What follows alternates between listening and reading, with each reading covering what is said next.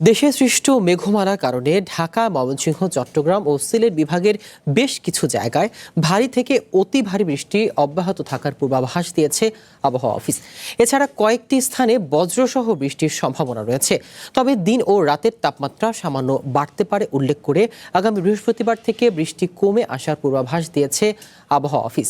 এক বিজ্ঞপ্তিতে এসব পূর্বাভাসের কথা জানানো হয়। এদিকে ঢাকা, বরিশাল সহ দেশের ১৩টি অঞ্চলের নদী বন্দরে ১ নম্বর সতর্ক সংকেত দেখাতে বলা হয়েছে।